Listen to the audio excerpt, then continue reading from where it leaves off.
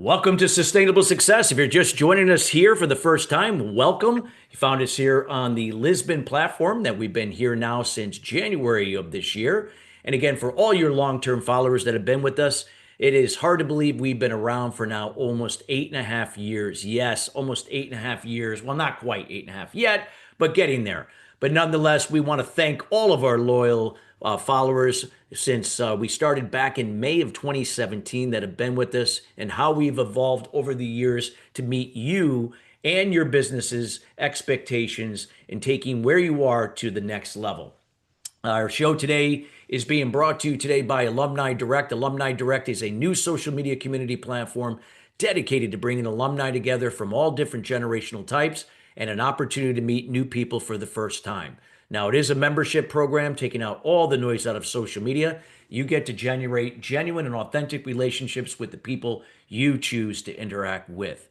And again, you can check them out at alumnidirect.com. That's alumnidirect.com. We also want to make a note that, again, you could also now follow us on live stream here on YouTube with Voice America and Sustainable Success. But again, that is a new feature. So you can watch this show as we're doing it right now live on YouTube. And again, you can also listen to the show on demand on the Lisbon platform, Facebook, or excuse me, on Spotify and Apple. Again, you could subscribe to any of those channels and if you in terms of how you want to listen to the show each and every week. And of course, our Facebook page at Sustainable Success 2017, where we've had many of our great guests sharing their words of wisdom and insights to help elevate you and your level of influence to the next level.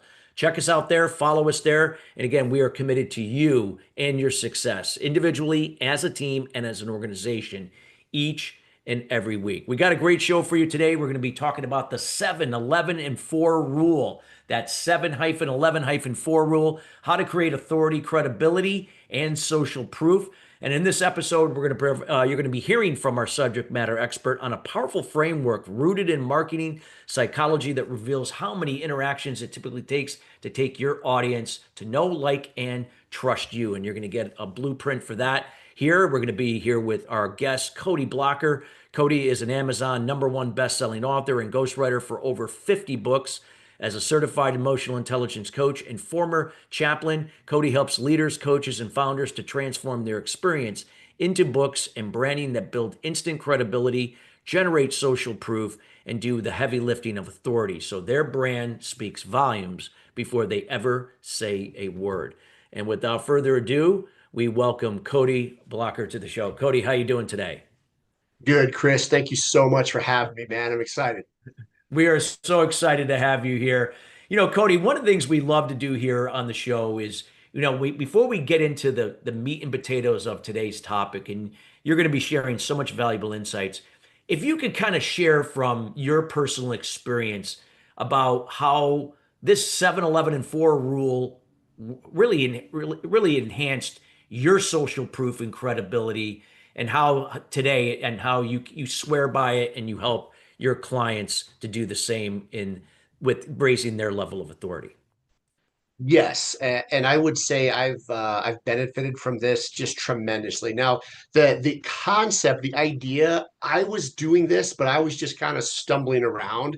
I just do what works naturally, and sometimes as leaders, we know what works, but we don't necessarily know why, right? So when I learned why, the phrase, the 7-11-4 rule or the framework, whatever you want to call it, that I have to attribute that. I learned that from a gentleman named Daniel Priestley. Okay, so I didn't come up with this phrasing. The idea worked for me, and then I'm just kind of using what I learned after that. So I was able to. My business was able to explode. I was able to create just I won't go into the numbers, but very, very more success than I could imagine. Yeah. Best-selling book in 4 different categories. This is without a website, without a real email list, without a whole lot. But it was this 7-11-4 that got me to do that. So that's kind of a brief overview here.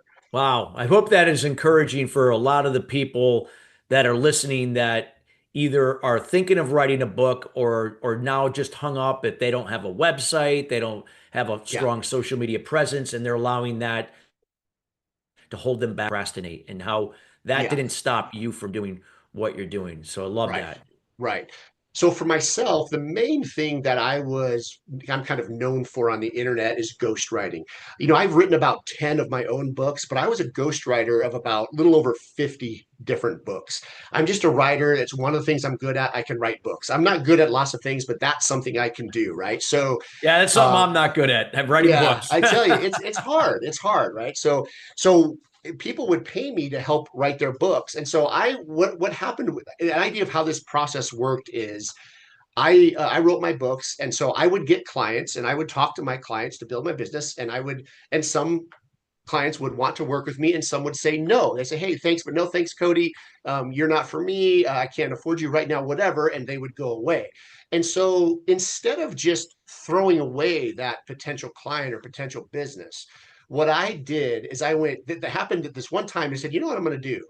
I wrote a quick ebook. I spent probably about a week writing a book about everything that I knew about how to hire a ghostwriter. If you're someone who's looking for my services and you're evaluating, I wrote a book about how these are the things you need to know. And I followed up with that client who said no yesterday. I said, hey, I loved meeting you. By the way, here's an ebook I wrote on this subject. Hopefully, this helps you out in the future. Boom. And I sent it to them. And a couple days later, they said, hey, I loved your book. I actually do want to hire you. So the book became a way for them to continue to interact with me, and I could continue to build that know, like, and trust even after they said no. So that's kind of how I started. I went, oh, this works. I need to do it more. So That's great. Love it. So let's break in. Let's, for those people that maybe are not familiar, what the 7-11 and 4 rule is. If you can yes, maybe just, break it down for the listeners and then those that maybe are familiar with it, maybe perhaps you're going to hear, from a different perspective here. And, so you definitely will learn something valuable here from Cody. yeah. So great. So the 7-11-4 rules, these are kind of three steps. Let's talk about the first one, seven. Okay. This is 7 hours. Okay. There is research out there that shows, and another way to talk about this is kind of this concept of this phrase that many people have heard, maybe called a parasocial relationship, right? Parasocial relationship is a relationship that people have where they feel close to somebody, but they've never met them, right? It's like people who felt really close. They felt like they were friends with Johnny Carson for watching him for years on the TV, but they never met the guy, right? Because they spent a lot of time with that person or that personality or that face on the screen or that voice in the podcast, whatever. Research shows that you need to have at least 7 hours of content that people who are investigating, and learning about you and your services, or are these problem oriented people? Are they solution oriented? Whatever. But if you don't have 7 hours of material that they can't learn about you, you're probably missing out, right? So do you have a book out there that takes someone 7 hours to read? Do you have 7 hours of content from your podcast or your interviews or whatever? Obviously the more is kind of better, but 7 hours, if you get someone who can interact with you and get to know you within these 7 hours, they stop seeing you as a stranger and they start seeing you as a trusted voice and maybe even a friend. Okay. So not everyone has a podcast, not everyone has, YouTube channel, and not everyone has a book and all that stuff. But you as a business owner, especially with marketing people with people online, you have to have something out there and it's got to be quality. So you should have 7 hours of content. Does that kind of make Yes. sense? Or what do you think of that, Chris? Would you I agree? I think it's great. Yeah, yeah. If you could, go in and give some more examples of that. I think that would really help, Yeah, especially the solopreneurs that listen to our show that yeah, oftentimes get really caught up in procrastinating because they're yeah, unsure of these things that you're talking about. yes. So here's what I would recommend. If you're this is where to start off with. Think about this. Yeah, you might not have all the your maybe you don't have an email list, maybe you don't have or you have a small one, you don't have a platform. Guess what? You know what you do have? You have expertise and you have experience. You're a leader for a reason. You're a business leader for a reason. I guarantee you've got 7 hours of a book in you. And that's not 7 hours is it's really not that much, right? If you could write a book that is a simple 7 chapters. This doesn't have to be an encyclopedia sized work. I guarantee if I were to interview you, I could get 7 chapters. I can break what you have, whatever your business is, whether it's marketing or real estate or plumbing or basket weaving or whatever. I will ask you questions and we can break it down into 7 hours, 7 different points. And that's kind of where to start. You have the content. It just is a point of, okay, how do I get it down? And it's never going to get on a podcast or a radio show or a book or anything unless you can just start writing it down. So, and getting all that expertise that you have in your head from 10 years or 20 years or 30 years of business, how can you translate that from your head onto the page? It can happen. Wow, great. Love it. And if you could walk us through, here, and I'm sure when we get into the second segment, we can elaborate further, but maybe talking about the process a Yeah, little bit, because a lot of times people, they don't start because they become overwhelmed with the end result rather than yeah, now, where do I start? Like that's where I got to right. focus my attention.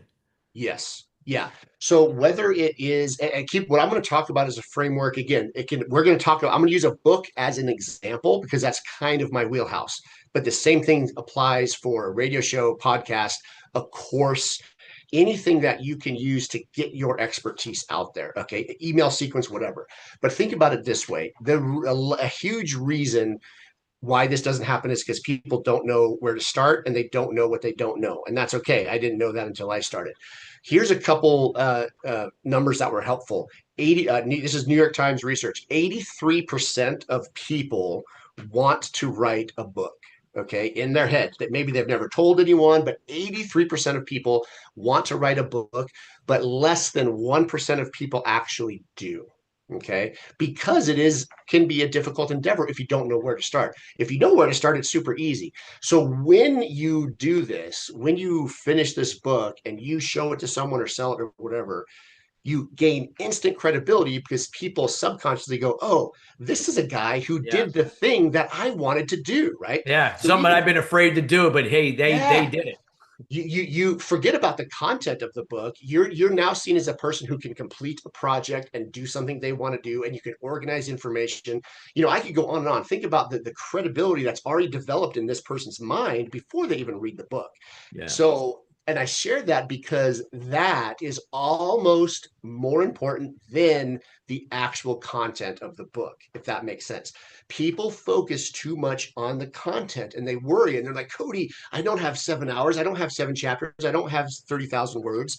And I'm not saying we have mediocrity and we write slop. I'm not. The content is important, but you're missing the concept.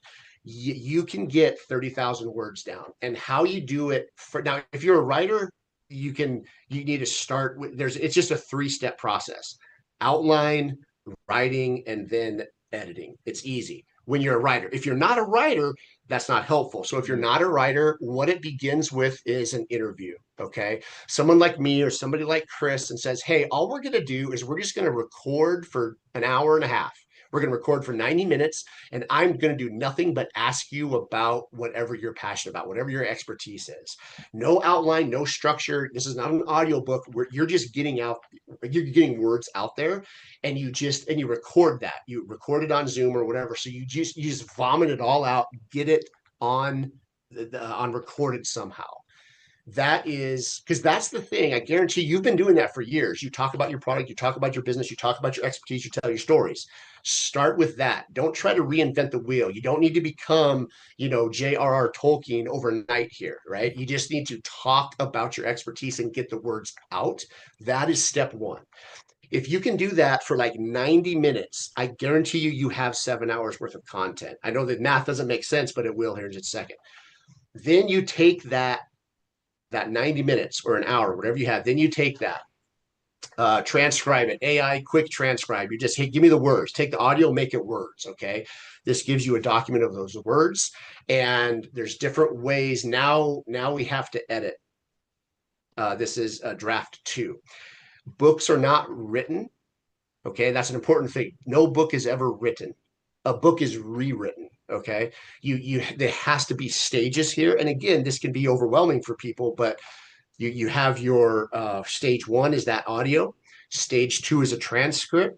Stage 3 is editing, meaning you're going to either edit it or have someone help you edit it, go through and just clean it up a little bit. It doesn't need to be perfect, but you're taking the low hanging fruit, and maybe it was 20,000 words. Now we're going to edit it down to 15,000 or something like that. So that's kind of a first 3-step process. And then there's a few more after that I'll go on to, but I wanted to pause. Everyone's still tracking with me. That kind of makes sense.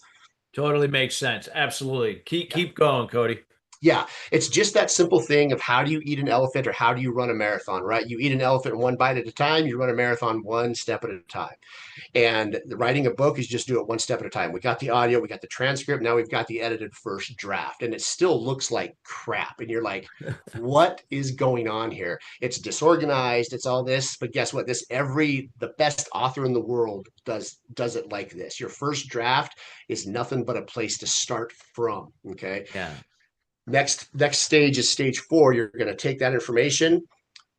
There's all kinds of editors, developmental editors, freelancers online. There are lots of tools. There's people like myself that do this, but there's lots of tools where you can hire people to really take the next step of copy editing and get this into a pretty almost done readable manuscript. Lots of people you can hire. If you do it yourself, great.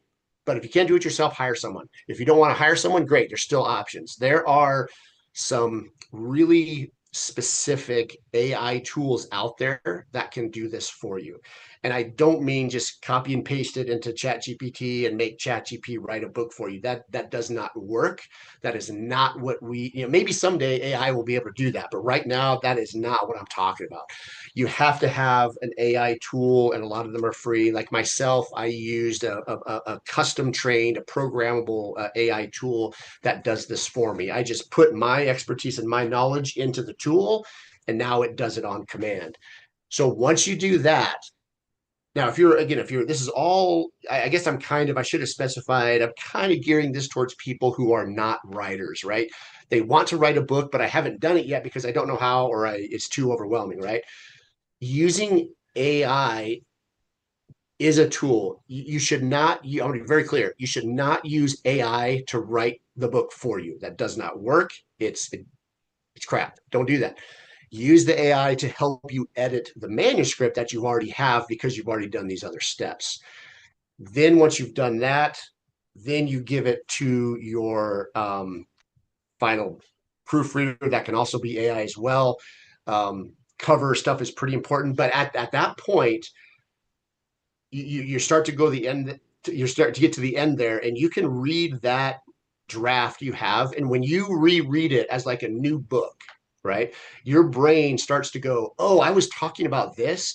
I forgot to Yeah. say XYZ," and you add XYZ in there, right? And then you go on, man, on chapter 3, oh, I remember this, but I should have told this story instead of that story to make my point. And then you add ABC, you start to add things. And that's where it becomes a full book and this can be done pretty easy, again, for about that 7 hours. So Seven I know hours. that's a quick kind of overview, but that's kind of how the steps work. That's a very different process than me just saying, Chris, you need to write a book. Yeah, exactly. So we're going to be going to break here, Cody. But when we come Yeah, back, we're going to elaborate further on that. So this was just great. really some great insight. Very easy to understand. We hope listeners that you're taking notes. Again, we encourage you to go back, listen to this show again in its entirety. Just a lot of great information here, especially for those that are looking to write a book or writing another book. Now you can take some really good information here of what Cody's done. He's done a lot of books, so he definitely has the experience. We got more to come, everybody, but we got to go to break. When we come right back, we got more to come here with the 7-Eleven 4 rule. So that's 7-11-4 rule, how to create authority, credibility, and social proof in your business. We'll be right back after the break.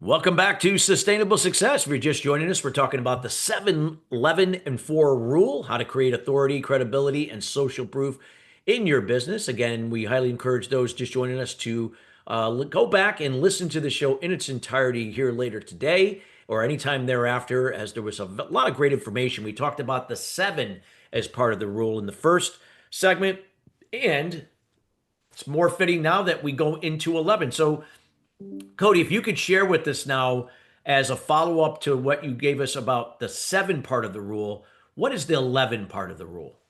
Yes. So we talked about 7 hours. Okay. Now, if we talk about 11, okay, 11 is 11 interactions. Okay. 11 different touch points or interactions that somebody can find you on, I guess. A couple ways to talk about this, and the best way is to think about the last time you made a purchase on Amazon, that was over $500 or over $100 or whatever. I'm not talking about a $2 t-shirt or something. Last time you went to Amazon to make that purchase of something a little bit bigger or a little bit of an not an investment, but just it's more than a $2 t-shirt. It's more than a $10 coffee cup or something. Did you just search that and find it and click on it and buy right away? Or did you search it and then you kind of read about it, you looked at the info page, and then you know, clicked off and did something else. And the next day an ad popped up and oh, that reminded me about that thing. And then you go look at it again, you find it on Amazon and you put it in your liked list. And then the next day you go back and then you put it in your cart and then you read some reviews on it. You know what I mean? Some people have different buying habits and some people do more of that for it just kind of depends on how much people do that, but everyone does that a little bit. And what research has shown, and this is research from Google, that they just tracked how people bounce around on the internet a lot. The buying process is not so much like a linear track or even a funnel. Yes, there's a funnel there in terms of a concept of know, like, and trust, but sometimes that know, like, and trust process is not linear. You just kind of bounce around. Okay, and if you don't have the average of 11 touch points that people can find you on, again, you're missing out. Okay, now it's crucial to know that these are touch points and not spam. Okay, that's not what I'm talking about.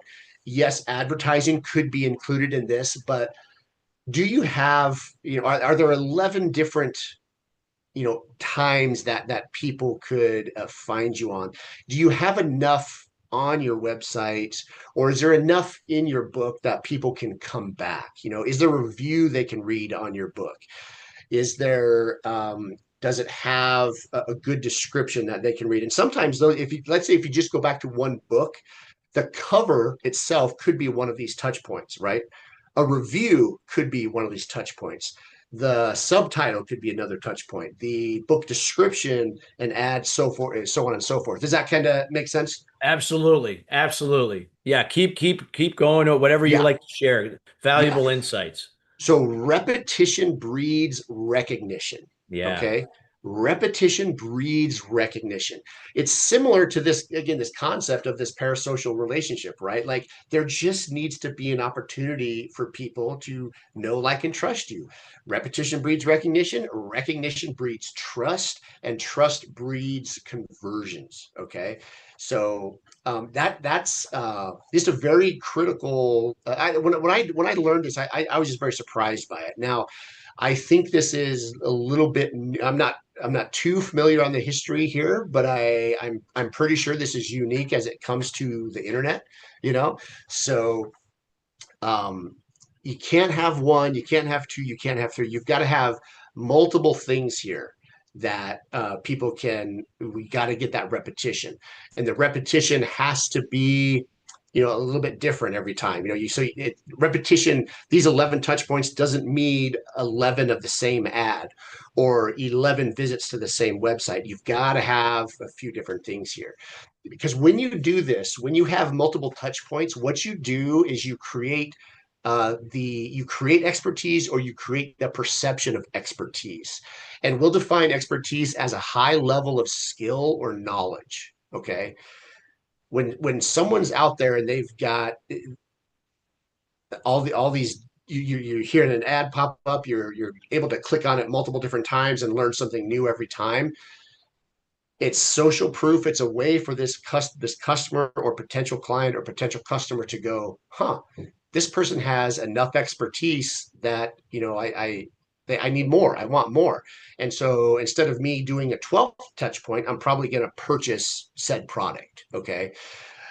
So expertise is one thing. The next thing that these 11 touch points do is builds authority. Okay.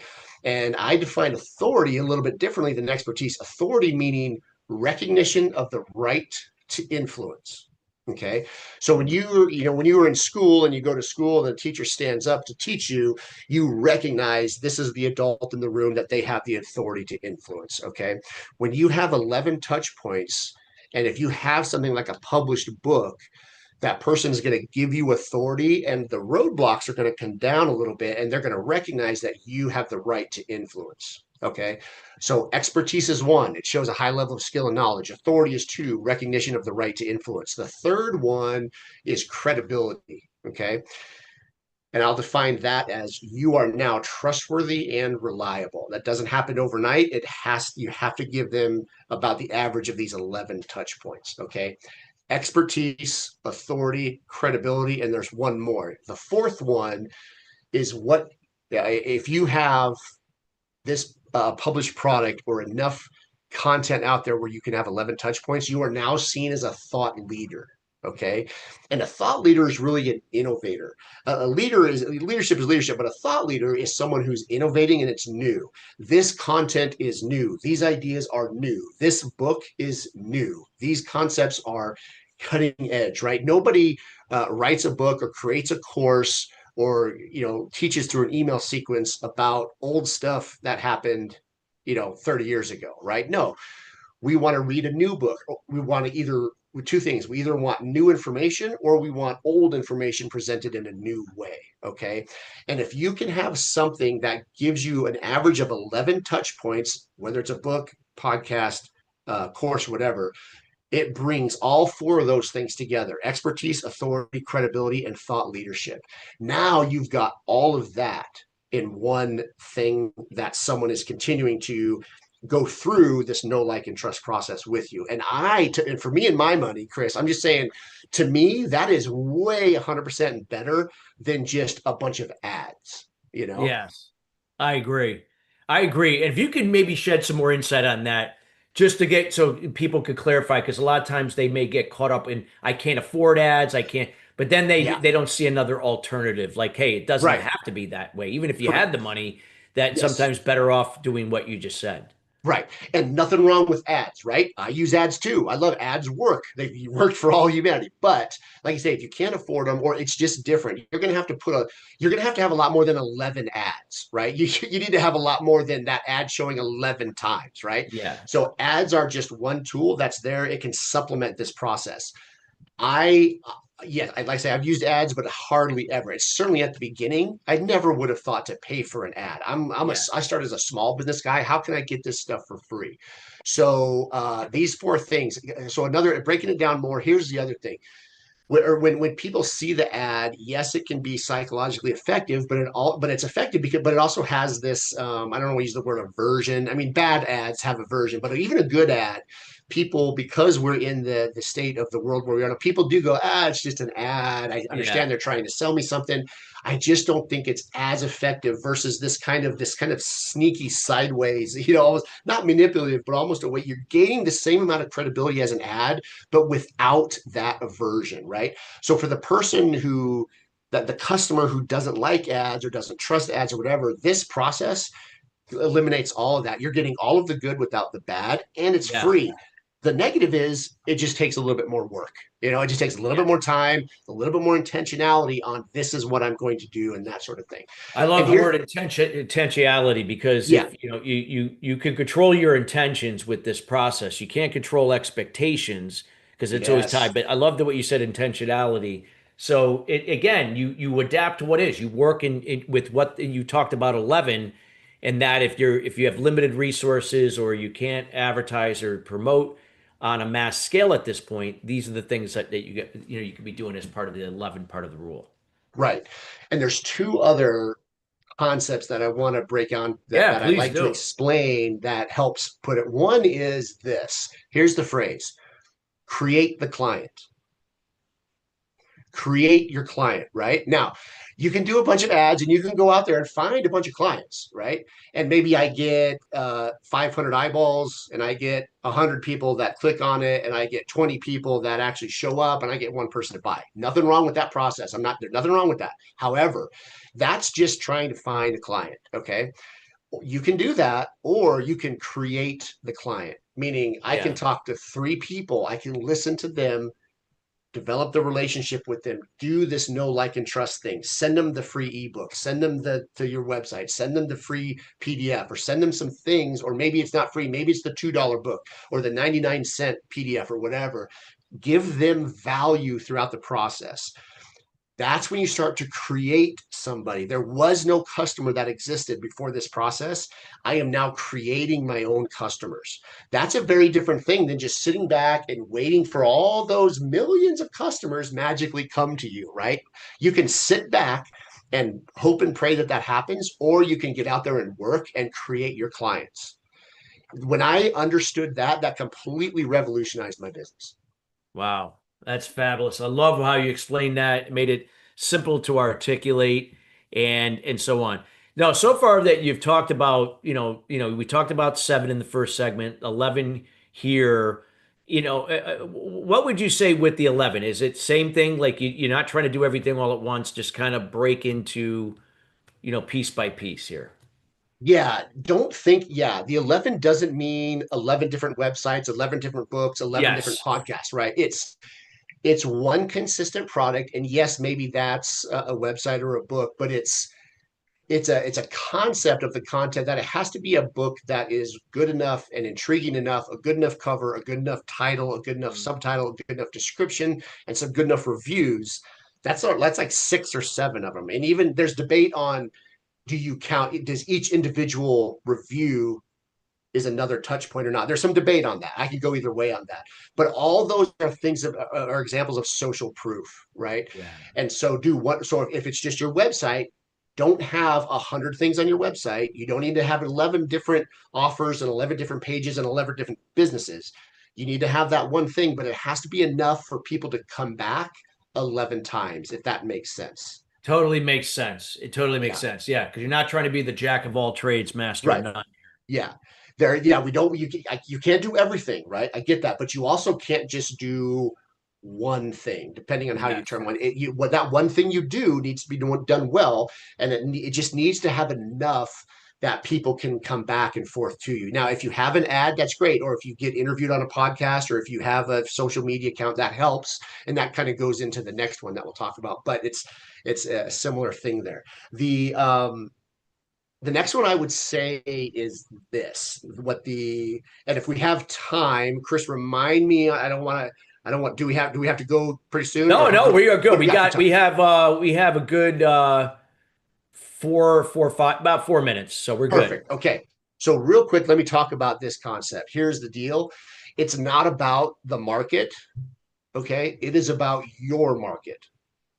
It's not about the market. It's about your market. The market, again, it's not wrong. Nothing wrong with this, with shooting a bunch of ads in the market and waiting for that to happen. It's a very legitimate business. However, for me and my money, I didn't have the time and I didn't want to wait that long. I didn't care about the market. I wanted to create my market. And I create my market by getting in front of that client, not being afraid to show my face, developing a relationship, hearing what they need, and then adjusting my offer or my product or my expertise to their needs a little bit, not getting crazy and changing. It still has to be my expertise, but I have to listen to those people and create my market. And then I find out, man, if that's what this person wants, and if I do that a few times and I start to see some consistency, I go, oh, got it. That's what I need to focus on. And that over time, now I can change my offer. I can create my 11 touch points a little bit different, a little bit more intentional, again, intentional, so that it really helps you go after and create your market. And then the whole concept of niching down or niching down, that's why that works. Wow, that's great. I love it. I love what you shared there. And listeners, again, if there's questions that you have, feel free to you're going to get Cody's contact information later here in the show.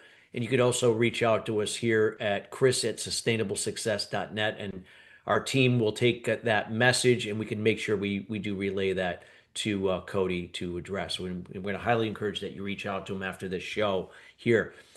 Anything else that you'd like to share? You think that, whether it's examples or anything that you'd like to share, Cody, about the 11, what you shared with us in this segment, as we round out this segment. Other than just, it was just a concept that helped me when I'm writing my book or developing my course or developing my website.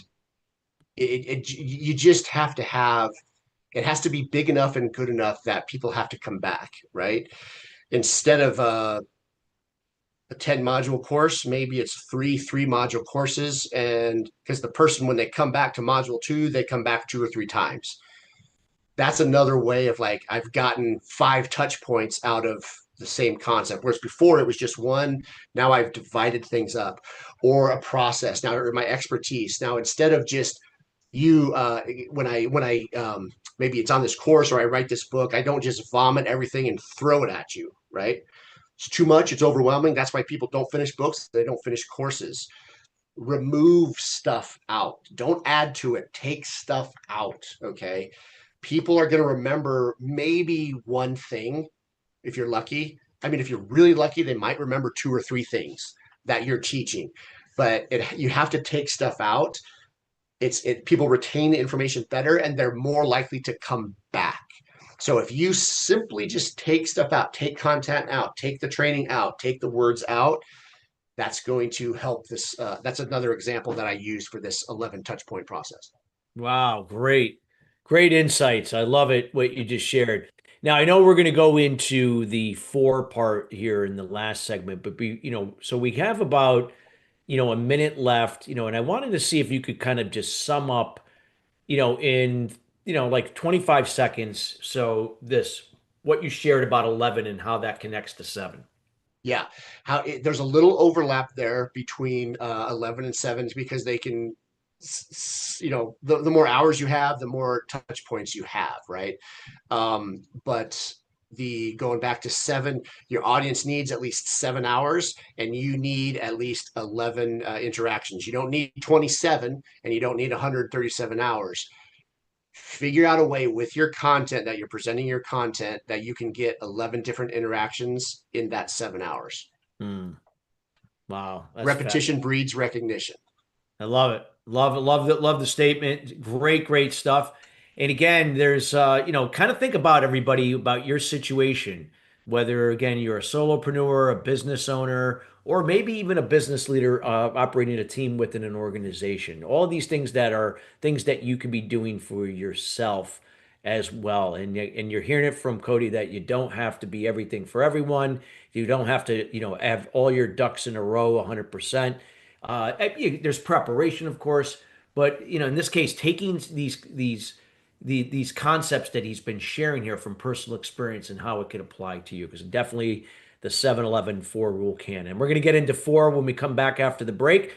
Till then, everybody, we'll be back here in about probably about a minute or so, and we'll be talking more about 4 as part of the 7-11 and 4 rule. We'll be right back after the break.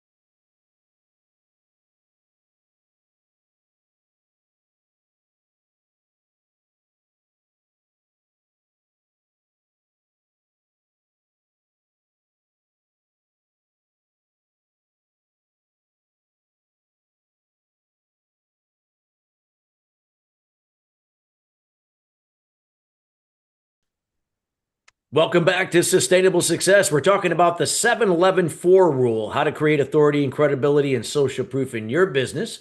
Today's show is being brought to you today by Alumni Direct. Alumni Direct is a new social media community platform dedicated to bringing alumni together from all different generational types and an opportunity to meet new people for the first time. Now, it also offers a new feature to their area. It's called From Athletes to Entrepreneurs. These are for professional athletes now that have retired and are now transitioning either into everyday life. That can be either buying a franchise, starting a business, or going to work in another type of career. Whatever the case is, you don't have to do it alone. Now you can do it in group or groups of other athletes that are doing something similar, and that you can kind of now help each other through your own processes to make those transitions more smoothly. If you'd like some more information, check them out from the Athletes to Entrepreneurs section of the alumni direct.com website. And they also have a podcast from Athletes to Entrepreneurs hosted by the CEO and co-founder of Alumni Direct, Rob Finkelstein. Check them out again if you'd like more information, if you are an athlete, professional athlete transitioning into everyday life. Great information that you've been sharing here, Cody. Valuable insights supported by examples for the 7, then the 11 portion of this rule. If you can now go into 4, talk about a little bit about the 4 part of the rule, and then again, how it really, brings everything full circle with the 7 and 11. You bet. Okay, so let's talk about 4. We talked about 7, which is 7 hours. We talked about 11, which is 11 different interactions or touch points. 4 is 4 different locations. All right. Now, if we're just talking internet, this is something like Amazon. Like your book on Amazon can be one location, right? That's one. Your website is another location. Then let's say your Facebook account is another location. And then let's say your email is another location. All right. Now, there could be more. You could have Facebook, you could have YouTube, you can have Instagram and all the socials and all the different things. But again, this is where the wisdom comes in. You don't go crazy. Again, I'm not saying do 100 different things. If you try to chase 100 different rabbits at once, you're never going to catch one. So do the one thing. But within this one thing you do, whether this is your business or your offer, think about it. You don't need 100, but you probably need more than one. Okay. And research shows that if you have four things, that is going to drastically improve your chances here. Now, these locations are specific, meaning 4 different websites is that doesn't count. That's just one location. A website is a location. In people's heads, they just go website, right? A book though is another one. But if you have four books, that's one. It's only one location because Amazon or a book, it's one avenue that I think of you with this content, right? So website is one, a book is one. I'm not a huge fan of social media. I'm not very good at social media, but the one that I do have is Facebook a little bit. But that's just another location that I can bump into my clients and my friends and my potential clients. Okay, so the other one would be again my like an email list. Like I said, I'm not very good on social media, but I do enjoy email. I like writing. I like reading people's writing. I connect with people through writing. So for me, my email list became a very big one. So those are the four that I had, right? My website, my book, Facebook account, and then my email list. But it can be a podcast, it can be a YouTube channel, it can be radio, it can be a PDF and then a book, or it could be it's just, lots of things here. It could be a newsletter or whatever. The more places they see you, the more real and reliable you feel. Again, this is all about social proof. It's if they do research on you, that's one thing, and they find a couple different channels, that's one thing. However, if they're not intentionally doing research and they just bump into you and the algorithm shows them a different location, it's like, oh, I've been chatting with this guy on email for months. I didn't know he had a book. All of a sudden, when you have phrases like that, you're like, man, I read this guy's book. I didn't know he had a podcast. That's awesome. Those it happens naturally, but it has to be different locations. Okay. Yeah. Consistency plus presence equals trust. And so you're not just creating content. You're not just creating content and throwing it at them and seeing what sticks. You're intentionally becoming part of their world. And Yeah. if you do this, like we talked before, when you're creating the client and you are creating your market, not the market, you start to figure out that, oh, I am wasting a ton of time on this podcast. My intentional, but what I found with my market that I'm clicked with, the podcast does not work for them, right? And that's what I found. I was like, Facebook does not connect with my people. I still have it a little bit. It connects a few people, but it's not my main thing. Yeah. My email address is very, so you just start to learn that stuff. And then you can, again, cut away the noise and the junk that you're wasting your time on that's not effective. Well, in this case, you know your audience. You know your audience. Correct. Your audience is interacting on email. They're not necessarily, maybe they could be active on Facebook, but that's not how they resonate with third-party content if, in Yeah. fact, they're going to take action on something. Right, right. So if you put all three of these together, and if you think about it, maybe I have a short, before we talked about a book that of 7 hours, right? Again, that's overwhelming. I get it. So maybe your book is 3 hours, right? So you've got a book and that's 3 hours of content. And that it takes that person 5 interactions to actually buy the book, right? And then that book on Amazon is one location. That's great, right? And then maybe that email list, that's another location. And it takes them, 3 or 4 times or 5 or 6 emails before they get gumming with you. So there's 6 interactions, and then over the course of a quarter or 3 months, they spend 4 hours reading emails to you. That sounds a lot, but over time it adds up, right? So the stuff kind of stacks together. It's a little bit of a chicken and the egg, right? But the concept 7-11-4, 7 hours, 11 interactions, and 4 locations. If you use that for your plan, now you have something tangible to go, okay, this is what I'm going to do and why. And again, that's very different than, well, I just need a website and I need a podcast and I need 7 books and I need a YouTube channel and I need this and I need that. So Yeah. that helped bring me clarity and that helped me connect with my market and create my clients. And the other thing with the book, again, this is what's really helpful too. People understand this and they go, okay, many business owners and coaches and leaders, they want to write the book and they actually do write the book, but guess what? They do it the wrong way. And here's just a couple other things that are going to really help dial this in. Let's say now what I'm sharing here, this is the same for a course or a podcast or any other content. But if you're writing a book, most people try to say too much, too fast, in too many different ways for too many different reasons. Okay. So you have to, again, not add a bunch of stuff and throw in everything in the kitchen sink in this book. You have to take stuff out. And here's an example. Let me know, as I read this, let me know if you've ever felt this when you are taking a course or you're reading a book, right? and it starts to be discombobulated and overwhelmed because it starts off as an informational thing and you want to learn information. The author started writing this book because they wanted to give information out there, they wanted to teach, right? And then they also, in addition to wanting to teach, they also wanted to have this really brand new innovative idea, right? And really just shake things up. But in addition to that, they also wanted to tell their story like a biography, right? So you're halfway through the book and your brain can't really figure out, am I supposed to be, learning a proven process, or am I supposed to be learning someone's story, or am I supposed to be throwing about my old ideas and learning new ideas? And the book becomes this discombobulated. It's just trying to do 100 different things.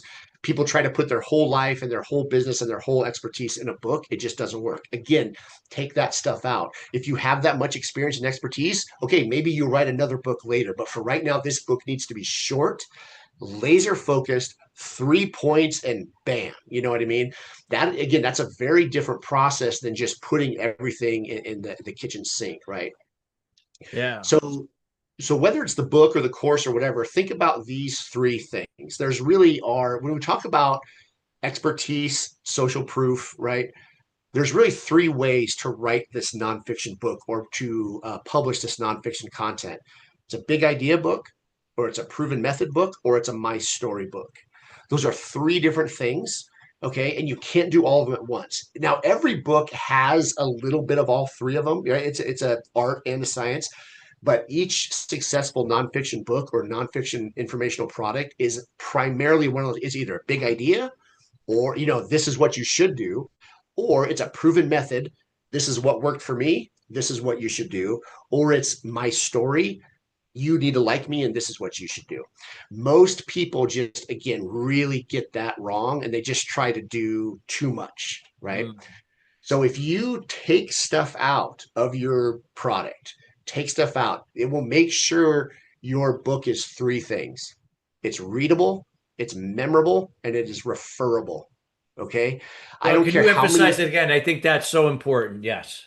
yes, readable, memorable, and referable.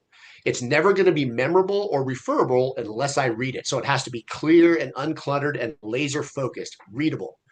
It has to be memorable. You either have to say something new or say something old in a new way. Keep it short, less words, and because people can't remember everything. They can only remember one thing. If they're really smart, they can remember three things: Yeah. readable, memorable. And that last one is referable. Okay. I don't care how many ads or the best scientists in all the world. I've been in book marketing for many, many years and I've sold a lot of books. And I promise you, no one knows exactly how books are sold, other than word of mouth. Books are a very unique product where they are sold 99% word of mouth. So your book has to be readable, memorable, and referable.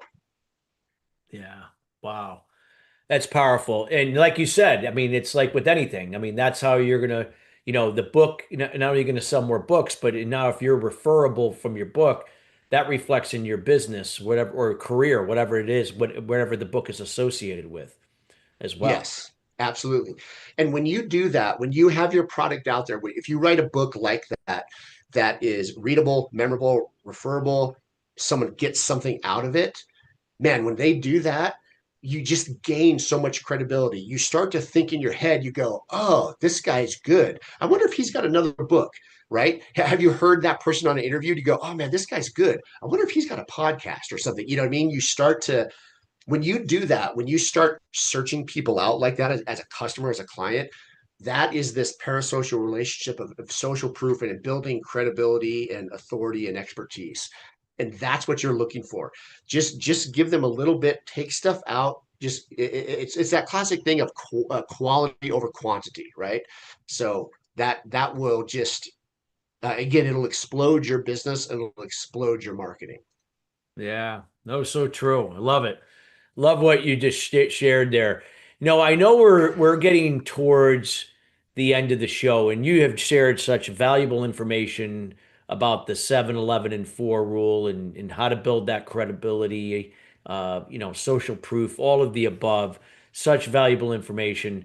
I want to personally thank you, Cody, for taking time Yeah. out of the show to be here to share this and really simplify it for, our listeners so they don't feel overwhelmed. They're like, yeah, I can do that. I can start there. And now I can maybe stop wishing I could put out a book or wishing I can do something, start a business, whatever. Now I can look at, this 7-Eleven 4 rule that can help me. I Yeah. would love to make sure the listeners will have, will reach out to you. And so if you could share with us, how can they get in contact with you? What are you up to? And anything that you would like to provide them here as a special gift here on the show. You bet. Thank you. And again, I know my process a little bit more, and I'm just an email guy. Okay. If you like what you've heard, this is valuable to you. If you'd like to know more, I've just got, a couple things for you. One is we have a link in the show notes here. You can click on that link, and what that you can get a free ebook from myself called Author Mindset. Okay. And this is just me breaking down and going in a little bit more detail into the stuff that we talked about: how to write, what to write, how to do it fast, how to do it well, how to do it faster so you can do it again. Click on that link and you'll get my free ebook, Author Mindset. The other thing, and if you don't want to do that, that's fine. The other thing to do is just shoot me an email at info@avoidthefight.com. One word, avoidthefight.com. That's info@avoidthefight.com. Those are probably the two best ways to get a hold of me. Got it. Great. So again, you got two ways to reach out. Again, the link is going to be in the show notes here on the Libsyn platform. When you go in, you can read the description. It's going to be right there next to Cody about who Cody is. It'll be right there. And of course, you'll be able to find it as well across the other syndicated sources like Spotify, Apple, that and YouTube as well. And of course on our Facebook page at Sustainable Success 2017, where you'll find that information. So again, take advantage of that gift. And for any reason, you could always reach out to us and we'll make sure to put you in touch with Cody as well. So that's not a problem at all. You can reach out to our team. So Cody, again, we got to actually we did that in record time. We got about a minute. Anything you would like to close out in the next 15, 20 seconds to leave the listeners on a high note with what you shared today? Guys, this is doable. Okay. You don't have to wait 5 years and do a bunch. Just get out there, create the client. Okay. Do the work. Don't just sit there and wait for it to come to you. Do the work, create the client, and you're going to be fantastic. Awesome. Cody, thank you again so much for taking the time to be with us here today. Thank you, sir. Yeah. Thank you. And listeners, we want to thank you each and every week joining us here at Sustainable Success. We are committed to your success, both personally, professionally, and also with your business. Again, we are committed to bringing in subject matter experts like Cody in to help share their words of wisdom and insight, and most importantly, their personal experience and how you could take what was being shared on each episode and actually start to apply action and implement into your process. Again, if you like what you heard on this show, feel free to reach out to us, refer a friend. And again, if you want to get in contact with Cody, feel free to, again, to find all his contact information that was shared here in the show notes here on the Libsyn platform or any of the syndicated sources like Spotify, Apple, where you can find that information as well. Till then, everybody, have a great rest of your week, and we'll see you here next week, same time, and take care.